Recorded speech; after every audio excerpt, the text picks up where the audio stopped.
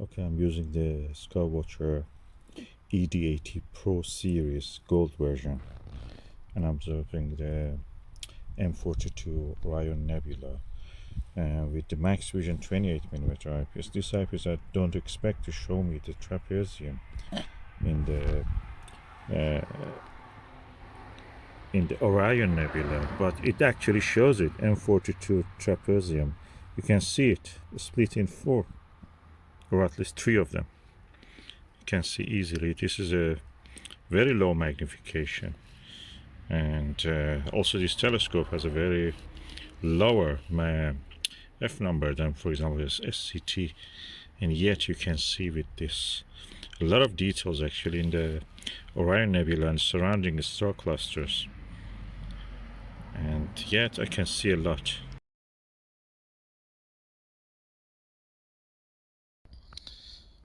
The clean and neat images this ED refractors provide are very close to the images you can see with a Fraunhofer telescope. Means a very high f number, near anything between f11 to f15, almost chromatic aberration free. It's amazing image quality.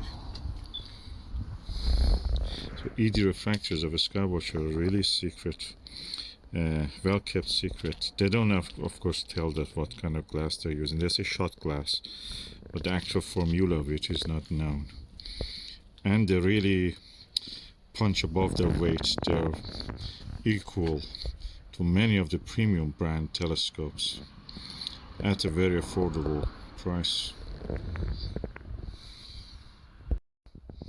And the Maxvision 68 degrees 28mm is one of the best eyepieces. I believe this can be better than the Panoptic. I have tested them. 40mm of this, excellent. In my opinion, is better than the Panoptic 41mm of the Teleview, and also 35mm of this 68 degrees is better than Panoptic 35mm. Sorry, 34mm of Maxvision. Okay, I'm using now the APM HDC 20mm 100 degree eyepiece. The sharpness of the view is amazing.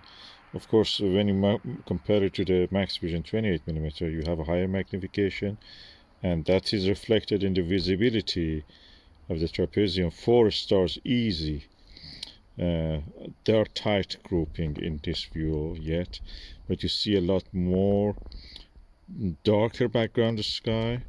Also at the same time, the nebulosity has also increased, and you can see the pattern of the nebula, the way that it looks like photographs, almost as if some very slight tinge of the red or pink, I should say, visible.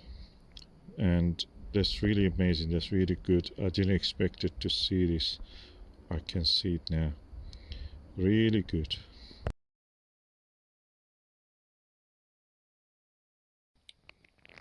I'm now observing with the APM 20mm and the Skywatcher ED80 Pro Series.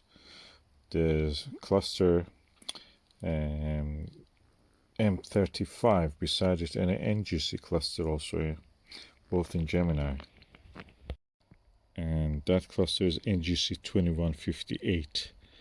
Almost looks like a should I say globular cluster, fuzzy. At this aperture it looks fuzzy, and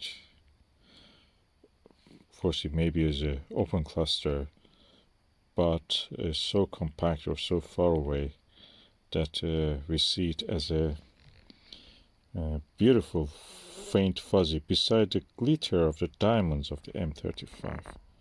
Beautiful sight.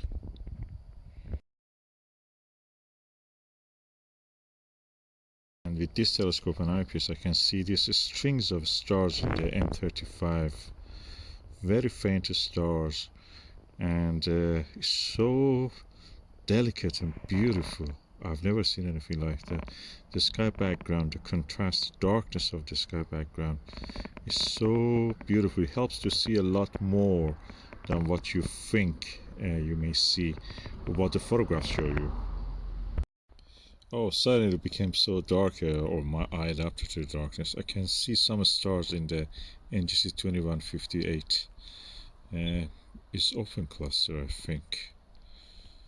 But I see a lot more. I see nebulosity even around the stars of the M35. It's beautiful. Strings of stars like this is like the classical descriptions of a Flammarion and all those ancient astronomers describing it. It's so beautiful.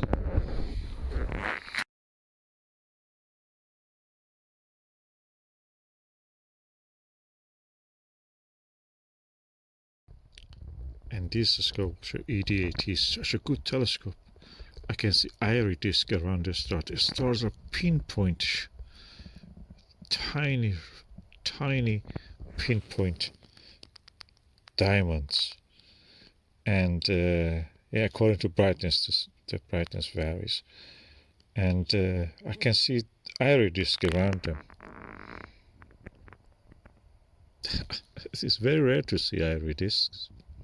Diffraction pattern around the stars. This is a brilliant telescope. Of course, partly can attribute the exceptional view to the telescope and eyepiece, and also to his Astro Physics Maxbright star diagonal. It's exceptionally bright and very good quality star diagonal. The mirror quality and the build quality is amazing. Oh, suddenly it became so dark, or my eye adapted to the darkness. I can see some stars in the NGC 2158. It's open cluster, I think. But I see a lot more. I see nebulosity even around the stars of the M35. It's beautiful. Strings of stars like this is like the classical descriptions of a Flammarion and all those ancient astronomers describing it. It's so beautiful.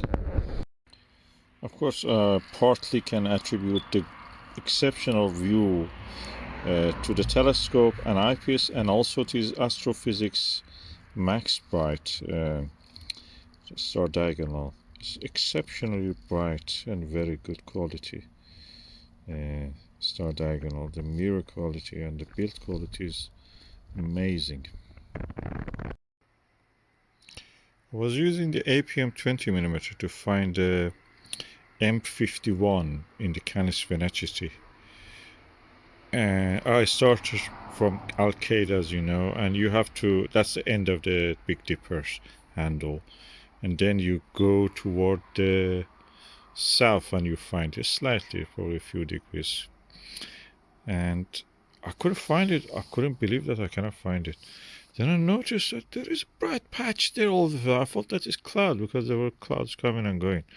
Then it became clear completely, and the star was yet, this nebula was there yet. Was so bright. And I realized that that's M51. It had two centers and I could see the rings of it. I mean, there's spiral arms. And all this with the ED80, Skywatcher ED80, which is 80mm 3-inch telescope refractor. And then I put this Nirvana of 7mm, Skywatcher Nirvana, 82 degrees, and I could see it clearly.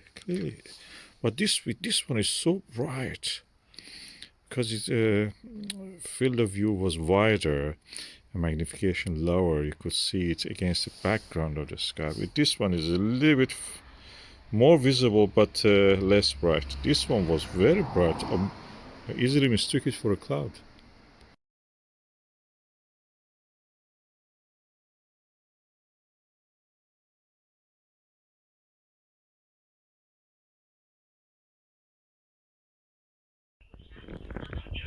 So this is the setting I used, the telescope and 3 eyepieces. And I just want to talk about this galaxy. Although the street light was very bright, I could see it easy if I head away from my back was toward the light. So that is the NGC 5194, also known as the Whirlpool Galaxy or M51. And I could see the spiral pattern and the companion barely, and the spiral pattern was big. And it was so bright in this telescope, I couldn't first believe that I found it. I was looking elsewhere, but it was there, and I found it. These charts are amazing, already are serving me.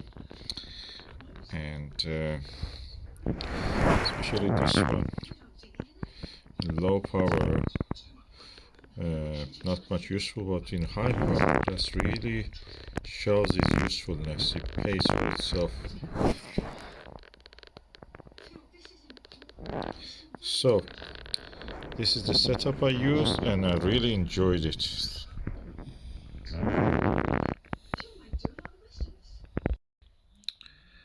It was a really joyful session, and I really enjoyed using this telescope. I think this Skywatcher ED80 punches well above its weight.